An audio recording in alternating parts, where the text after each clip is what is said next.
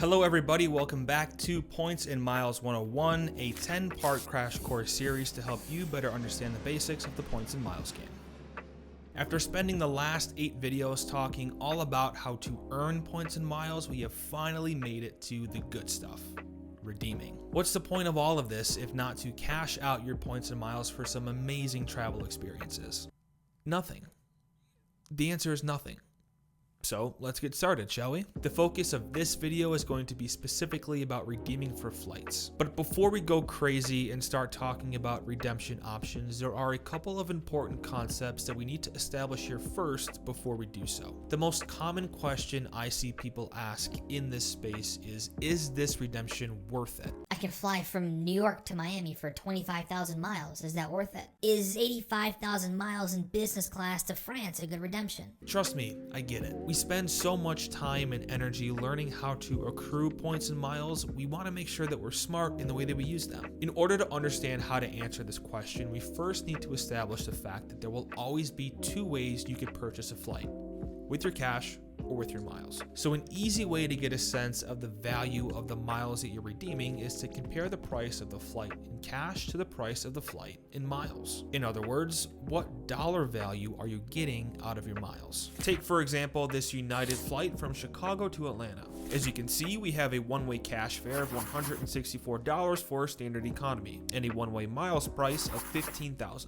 So in this case, I can get a $164 value with 15,000 miles. But of course, different flights will have different prices and different award fares, so we can simplify this into a ratio that can be applied across all flights. We'll take the price in dollars, divide by the price in miles, and multiply by 100. The resulting number is a ratio that is known across the industry as cents per point. In other words, if we're talking in dollars, how many cents is 1 mile or 1 point giving you on this particular redemption? The higher this number, the more value you're getting out of your points and miles. Now, intuitively, the next question will be, well, how do I know if this number is high enough? What's the benchmark? A great question, but one that doesn't really have a concrete answer. After all, we have so many different points and miles currencies out there to utilize. Just like $1 US does not hold the same value as €1 or £1, 1 United mile is not the same as 1 Delta mile or 1 American mile. There are a few online publications like the Points Guy or NerdWallet that actively track how much they believe each points and miles currency is worth, based on a variety of factors like historical and future flight pricing and other data. These can help suggest what an average redemption ratio should look like. When in doubt, I do like to check what these publications suggest the points and miles I'm redeeming are worth, but at the same time, these values are always changing and are pretty fluid because things are always changing in the industry. Based off of this information, I prefer to create a more broad scope that I believe can generally be applied across most airlines. Generally speaking, anything under 1.0 should be a hard stop. If you're in this range, you're better off paying cash. There are too many good redemption options out there for you to settle for a ratio that low. Anything between 1 and 1.3 I would consider to be fine. I would still lean towards saving my miles and using cash in this range, but the closer you get to 1.3, the more reasonable the redemption becomes. Between 1.3 and 1.5 is what I would classify as good. This is where most of your standard vanilla redemptions are going to fall, which is why this has become more or less known as the expectation. And then anything at 1.5 or above, I would consider to be a great redemption. Getting nearly 2 pennies per mile on a redemption will take you very far, and I'm always going to take the redemption if the ratio is higher than 1.5. Of course, this kind of analysis assumes that you have the luxury of choosing between cash or miles. Sometimes you may not have the cash to pay for the flight, but you have the miles, and that is totally okay. All that means is that your miles hold a little bit more value to you. A lot of times people get what I like to call redemption paralysis because they get so fixated on getting some super crazy high cents per point value redemption that they become averse to pulling the trigger on any redemption. I want to stress that these are just benchmark numbers, and I'm just trying to illustrate the thought process I go through personally every time I'm looking to redeem my own miles. Okay, so now you have a way to assess the value that you're getting out of your redemptions, which is knowledge that we're going to be using for the rest of this video and beyond. Now, the next step is to understand the different redemption avenues that we have to utilize. We'll get the obvious out of the way first. If you have miles stashed with one specific airline, that is the program you will have to use to redeem those miles. The redemption options that airline gives you are what you're stuck with, for better or for worse. However, in the context of transferable points, this is where we're going to see so much of what we've talked about earlier in the series come to fruition in practice. Back in episode 3, we talked about airline alliances and partnerships, and in episode 5, we talked about how you can choose which loyalty programs you want to send your points to, and that some programs have better redemption options than others. All of that knowledge morphs together right here when we're talking about redeeming our transferable points, so I hope you've been taking some good notes. I first want to explain that there are a few different types of award systems that airlines use to price their award tickets. It should not come as a surprise, but not every airline prices their award tickets in the same manner. First, we have the revenue-based system, where the price of the award ticket is directly tied to the price of the ticket in cash. In this system, the cash price and the award price always move in tandem.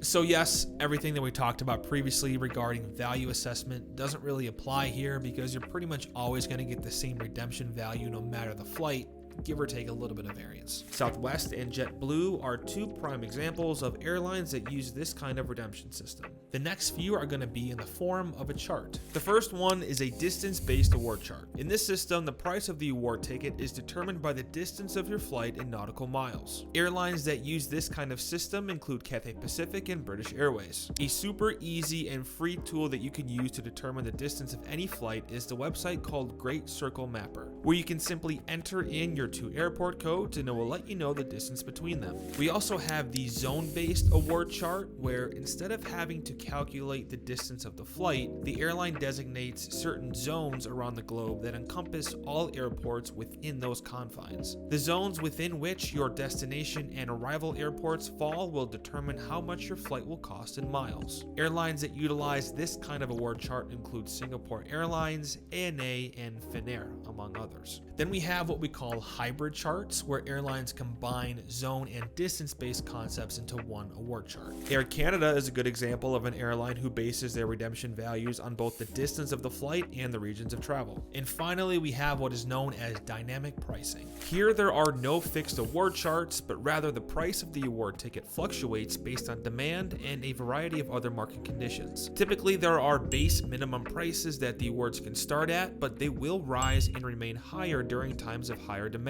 United, American, Delta, and Alaska all utilize this model for their award pricing. Now, to throw a little bit of a wrench into all of this, some airlines actually have different redemption options depending on if the flight is operated by them or one of their partners. For example, Finnair has different zone-based charts depending on the airline that you'd be flying. Air Canada is a good example of a program that has a lot going on, where they have a hybrid zone and distance-based award chart, but have different prices for Air Canada flights versus their partner flights. And then within that split, flights on Air Canada are priced dynamically, while partner flights have a fixed redemption value. Now, coupled with these different kinds of award systems are a few other concepts that are equally as important to understand when it comes to redeeming your miles. First is understanding the availability of award space. Unfortunately, we can't just buy any seat on any flight at any time. If only things were that simple. For airlines that are not on the revenue-based system like Southwest and JetBlue, there are two different kinds of award fares: standard fares and saver fares. In a nutshell, standard fares are the award seats that are only bookable through the operating airline's loyalty program. So when I'm searching on United for an award ticket, I'm going to see an abundance of award seats open on flights operated by United that are not going to show up if I search the same route on a partner website like Air Canada. This is the case for every airline. You will naturally find the most award space on that airline if you're searching through their own loyalty program. Saver fares, on the other hand, as the name suggests, are award tickets that are offered at lower prices than those of the standard fares. Taking a look at this United search from Chicago to LAX, you can see the 7:15 flight shows a Saver fare at a lower mileage cost than the other flight options. Not only are the Saver fares cheaper for you to book through the operating airline's loyalty program, but these are the seats that get released to the partner airlines that allows you to book through their loyalty program. Partner airlines do not have access to market an unlimited amount of award tickets. They can only sell the award tickets that the operating airline gives them to sell. Now, not every airline releases all of their Saver fares to their partners, but any award ticket you see through a partner's website is going to be one that is classified as a Saver fare within the operating airline system. Going back to that Chicago to LA search, I could see 3 different Saver options available through United, but the only one that shows up on Air Canada is the one that connects through Denver. Taking it one step further, if you see award space open on a partner airline through one program, you're going to see that same space open through other partner programs as well. Take for example this flight from Chicago to Zurich on Swiss. This is a Saver fare being sold by Swiss that shows up on both United's site and Air Canada's site, as they are all part of Star Alliance. Or this flight from Chicago to Madrid on Iberia that shows up on both American and Alaska, since they are all part of One World. Another thing you're going to want to be aware of when it comes to searching for award space is what are commonly known as fuel surcharges. Fuel surcharges, or carrier-imposed surcharges, are arbitrary fees that an airline tax onto the base fare of your ticket. For example, this United flight from Chicago to Tokyo has a $173 carrier surcharge built into the total price of the airfare. This is called levying the surcharge. There aren't any definitive metrics to understand when or how airlines apply these surcharges, but generally speaking, most international long-haul flights will have those, and most domestic or short-haul international flights will not, or if they do, then they're relatively mild. Now, in the context of redeeming your points and miles, some airlines will pass these surcharges onto the customer on award redemptions, along with any applicable taxes that need to be paid. And unfortunately, sometimes these can get pretty ridiculous. Take, for example, this British Airways flight being booked through Alaska Airlines. 55,000 miles for business class sounds awesome until you realize that you have to pay nearly $1,000 in fees, 950 of which are the carrier-imposed surcharges. In this instance, British Airways is levying the surcharge, while Alaska Airlines is passing the surcharge onto the customer. When we're talking about redeeming our miles, you want to be cognizant of which airlines are passing these surcharges on to you, the customer. Every airline is different in when and how they do this. Some airlines pass them along on all flights, some airlines pass them along only on certain partners, and some airlines don't pass them along on any redemption ever. On top of that, some countries actually limit the amount of surcharges the airline can impose if the flight is departing from that country. I'll plan on making a spin-off video that really goes into depth about fuel surcharges and how to avoid them, because there is so much to talk about, and let's be honest, this video is probably way too long as it is anyways. Regardless, the point I want to make here is that if these surcharges are passed along to you, you need to take that into account when you're trying to figure out the value of your redemption like we were doing earlier. Say we have a flight on Air France from Chicago to Paris that would cost you either $400 or 28,000 miles plus $100 in fees. Because you're going to be paying at least $100 in either scenario, you'll have to cancel $100 on either side of the equation. Now you are left to figure out if 28,000 miles is worth the $300 in airfare. Doing our calculations from earlier, we come up with a 1.07 cents per point value here, which is a lot less than the 1.42 cents per point if you weren't paying these fees on your redemption. So don't forget to take these fees into account, because they could very easily tank your effective redemption values. Now, with all of these concepts in hand, we could start to zero in on a few programs that really stand out among the rest when it comes to offering some great value opportunities. Again, we don't have enough time to go over every program program in depth here, but I at least want to introduce you to a couple of universally agreed upon best programs when it comes to redeeming that you can use as good starting points to begin learning some of the nuances we've been talking about. First, we'll take a look at Star Alliance, where United, Air Canada, and Avianca are the standouts. United offers a ton of award space on their own metal, but their dynamic pricing model often causes their redemption prices to be slightly higher than the other two. Air Canada gives a ton of value with their fixed award chart on partner flights, especially on long-haul business class flights to Europe and Asia from the US. Avianca has a fixed zone-based award chart and often has the lowest prices of the three, but their website can be a bit finicky and they are not exactly renowned for their customer service. All three of them do not pass along fuel surcharges on any redemptions, which is a great thing to see. For oneworld, American, Alaska, and the Avios network are all great options. Both American and Alaska have great starting values on their partner award charts, especially for long-haul international flights. Although both of them do pass on fuel surcharges for a couple of airlines, American being British and Iberia, and Alaska being British and Iceland Air, which is one of their non-alliance partners. For the rest of their partners, no surcharges are passed along. A quick tangent here for beginners. Avios is the joint points currency shared between British Airways, Iberia, Qatar Airways, Finnair, and Aer Lingus, who is not in oneworld but does have the same parent company as British Airways and Iberia.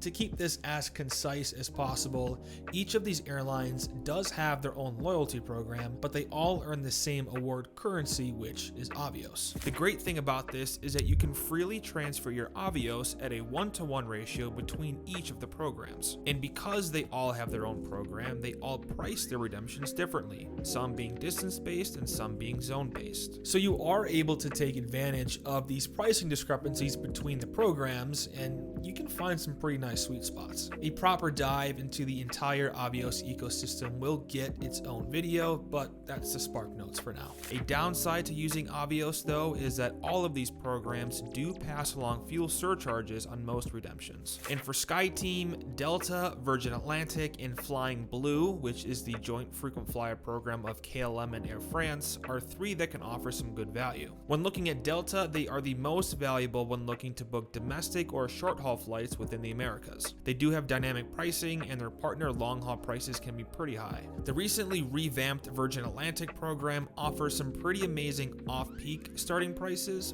but dynamic pricing can cause some pretty ridiculous redemption prices, and they also pass along fuel surcharges, which can be pretty high. And finally, KLM and Air France operate a joint frequent flyer program called Flying Blue, which offers some pretty amazing saver award spaces to Europe from the US via either Paris or Amsterdam. However, they do also pass along the fuel surcharges. Okay, before I send you off to go book some redemptions on your own, there are two final points I want to make here just to set a little bit of an expectation. The most surefire way to be able to enjoy the luxuries of award travel booking is to be flexible. You will no doubt start to get frustrated if you're trying to play this game with a specific rigid itinerary in mind. As we've discussed in depth, there are so many different factors that go into determining how and when award space gets released, and there's no definitive guarantee that award space gets released at all, let alone on specific dates between specific airports at prices that make sense. It might not always be the most convenient,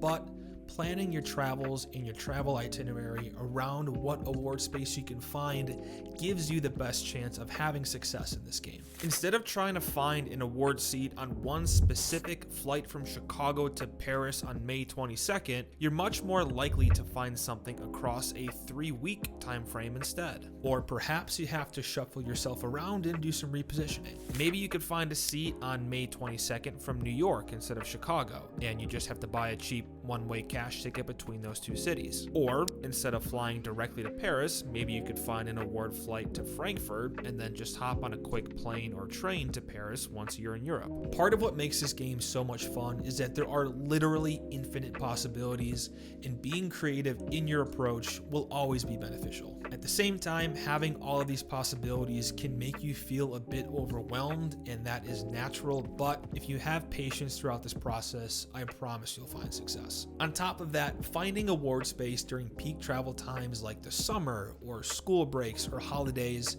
is very difficult. There is no way around it. Not to say that it's impossible, but when the demand is higher, the amount of seats that are available to book will be lower. It's that simple. If you have the luxury of being able to travel during non-peak times like the winter or on the bookends of summer, you will have a much better chance of finding award availability. And that's everything. Pretty straightforward, right? I know this was a lot to digest, but once you get your hands dirty, you will start to get used to how a lot of this stuff works. In the next and final video of the series, we will take a look at redeeming for hotels. There's not nearly as much nuance when it comes to redeeming for hotels, which is great. Plus, we'll get to recycle a lot of the same logic that we use today. Anyways, that'll do it for this video. Thank you so much for watching as always, and we'll catch you in the next.